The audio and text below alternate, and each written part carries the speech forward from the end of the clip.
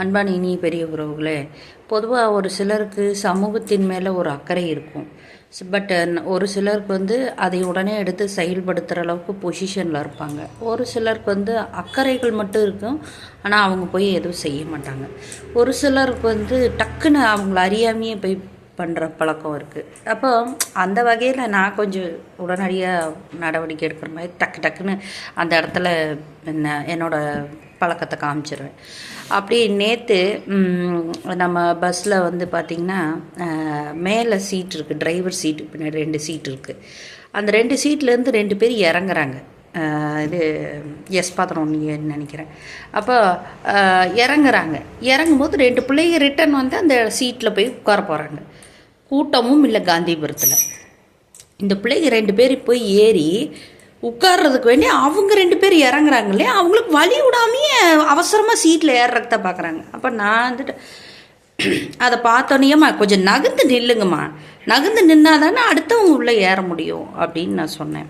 அப்படின்னு சொன்னோன்னே அந்த பிள்ளைங்க என்னை ரொம்ப இதாக பார்த்தாங்க. ஆனால் அவங்க ஃபேஸை பார்க்கணுங்கிற தேவையும் அவசியமாக இல்லை.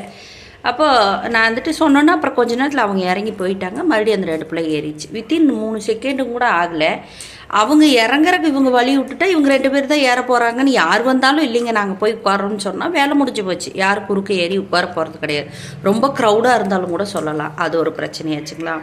அப்புறம் அந்த பஸ்ஸு ரிட்டன் வெளியில் லெஃப்ட்டு டேர்ன் திரும்பணும்.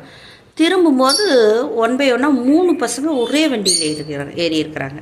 என்னை பொறுத்த வரைக்கும் என்னென்னா, ஒரு விஷயத்தை சொல்கிறாங்க. என்னென்னா, டிரைவரும் கண்டக்டரும் சத்தம் போடுறாங்க, டே வண்டி எடுக்கிறான். ஏன்னா வண்டி டேர்ன் பண்ணால் அவனுக்கு வண்டி சக்கத்துக்கடியில் போயிடும், பஸ்ஸு சக்கத்துக்கடியில் போயிடும்.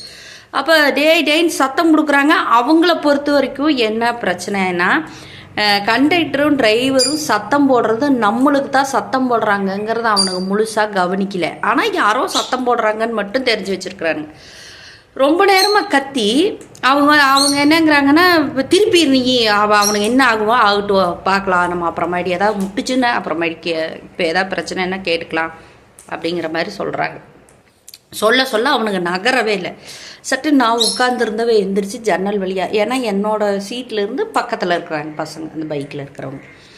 அப்போ பக்கத்தில் கொண்டு போயிரு, அப்போ தான் அவனுக்கு ஒரு பயம் இருக்கும் அப்படின்னு இவர் சொல்கிறாரு. என்னென்னா, கொண்டு போனால் திரும்புகிற இடத்துல அப்போ தான் அவங்களுக்கு தெரியும் அப்படிங்கிறத அவங்க சொல்கிறாங்க. உடனே நான் எந்திரிச்சு என்ன சொன்னேன்னா, இந்த மாதிரி என்ன சொல்கிறது, இப்போ வண்டி திரும்புது, வண்டி எடுக்க சொல்லிகிட்டு இருக்கிறாங்க, அப்படி சத்தம் கொடுக்குறாங்களே கேட்கலையா அப்படின்னு நான் எந்திரிச்சு இன்னும் கொஞ்சம் ஹெவியாக சத்தம் போட்டு நான் சொன்னேன்.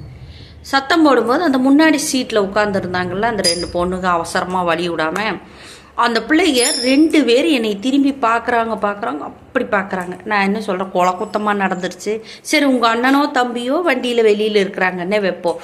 பஸ்ஸு போய் திரும்புது, சக்கரத்துக்கடியில் போங்கன்னு சொல்லிட்டு நம்ம நிற்க முடியுமா?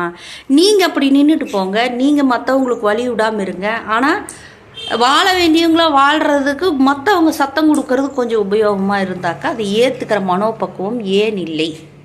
இது என்னுடைய கேள்வி. நம்ம இப்போ இல்லை, நம்மளை நகர சொன்னாங்க, இதுக்கு தான் சொன்னாங்க. அதே மாதிரி டிரைவரும் சத்தம் போடுறாரு, கண்டக்டரும் சத்தம் போடுறாரு. அதனால தான் இவங்க எந்திரிச்சு போய் அவங்கக்கிட்ட பேசுனாங்க அப்படிங்கிறது ஏற்றுக்கக்கூடிய மனோபக்குவம் இல்லை. அப்பவும் அவங்க என் கூட சண்டை பிடிக்கணும், என் கூட சத்தம் போடணும் அப்படிங்கிறதுல தான் உறுதியாக இருந்தாங்க.